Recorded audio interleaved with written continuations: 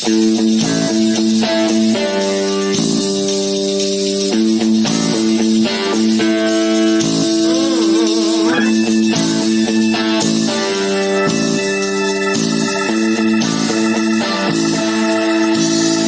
with the gold cars? So back in the fall of 1954, General Motors was marking the manufacture of their 50 millionth vehicle. Now, of course, it wasn't the 50 millionth Chevrolet, but across the line, their portfolio of vehicles, right? And it just so happened to be a 55 Chevrolet Bel Air. So what General Motors did was they actually produced a trio to have a little of a shell game, as you can imagine, from a marketing standpoint. They had the 50 millionth vehicle, but then they also kind of created, or they took two other vehicles that were not the 50 millionth, and for marketing purposes and, you know, travel and shows, they kind of said that they were the same vehicle. But to identify the 50 millionth and then the two companion cars, they coated them in gold paint, and then they also did some gold plating on them, just as a way to celebrate that. And so this team, as you mentioned, Snodgrass, Real Deal Steel, and then Steve Blades, who is I believe he's in Kentucky or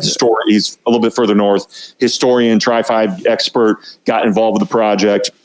And basically from talking with him, guys, this trio of cars have kind of vaporized off the grid. You know, it's one of those things where I know a lot of people ask me, just because of talking my discussions with Steve about these cars. I got the question, a lot of people are saying, how come General Motors didn't keep them? And I think people fail to realize that General Motors, you know, along with a lot of the other major OEMs, they kind of hit milestones pretty regularly. So like not everything, they can't keep everything. No.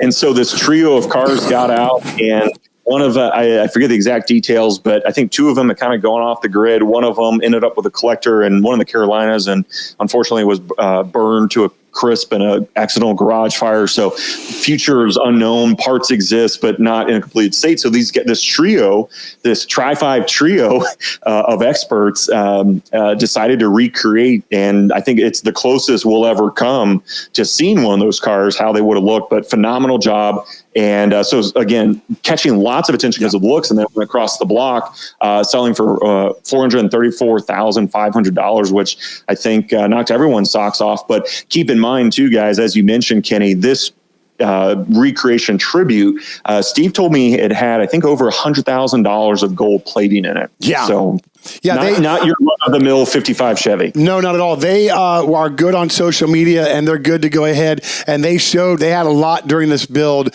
They kept a lot of things kind of under wraps, but they did put out some videos and do on social media that did let us see and follow this as it was going through. It was a multi-year build. I don't know how long they've been thinking out before they got going, but it took up a lot of space. And I, as a shop owner, know what that, man, when you see a car, Chris, it's amazing that when you take this car apart, Matt, it'll fill a couple of buildings full of parts. It's just amazing to watch this. But I can't even begin to think about bringing in this chrome and unwrapping it, and how much padding and blanket they must have had, and how many tables set up, and all the bolts and parts, and the guys handling them to go together surgically. Precision, I'm sure, like with nuts and bolts and everything, you don't want to scratch or bend or drop or whatever. Yeah. So the amount of time that it went into it and everything else, I here again as a shop owner, man, I wonder.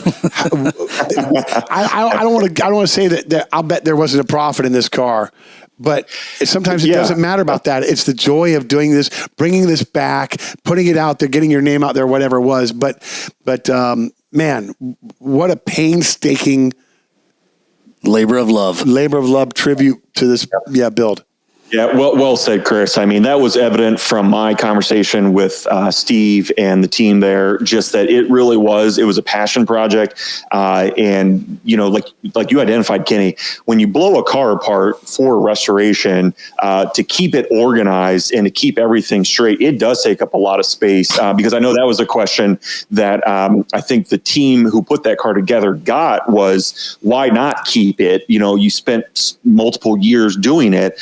And I will will say, I know that when the car got completed, I think it was just earlier this year, they wasted no time in getting it out and getting into some notable shows. Yeah. I know it was here in Chicago, I believe at the World of Wheels event. And then also, I forget some of the other locations, but swept. I mean, I'm saying multiple award winner. Yeah. And so I think for the trio there, Steve, and the two shops, I think that was the intent. You know, they put all this time and effort into something, didn't really know what it would pan out with.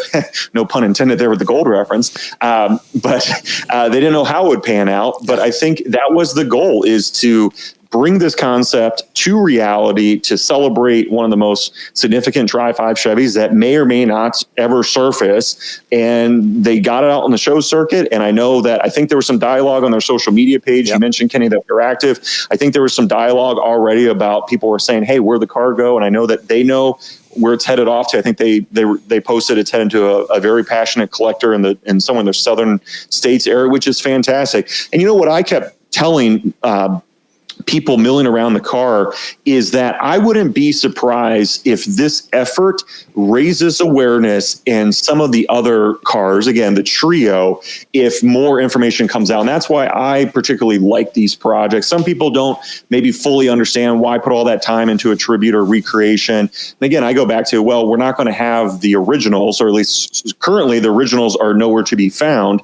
But I wouldn't be surprised, just because these type of efforts, when they are brought to a top tier event like Mecum, they're spotlighted properly. That car got a lot of media attention. I know TV crews were all over it just because of where it was parked in that entryway, and then certainly went across the block. I wouldn't be surprised if Steve and the team are already starting to kind of get some ripples about some other information coming to light, which just helps everyone to learn. It helps to spotlight the education on this car, and I'm kind of excited to see what results from it. Yeah, the Tri-5s are so hot right now. I mean, the 55 is the hottest, I think, but we've watched the market on these cars, and here again, the more that are put together, the more that are put away, collected, the less there are of them to build and do. So it becomes a rarer commodity. But people love old stuff, but with new flavor. What was this company that came out and started building the modern Bandit cars? And this was such a cult following for such a cult iconic car that they built a company and started making these in a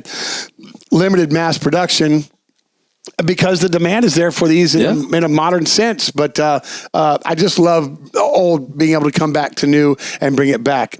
Chris and Kenny, it was so much fun, guys. Always a pleasure to hang out and talk cars with you guys. Thanks a ton. That's Matt Avery, everybody. This is American Car Classes Radio.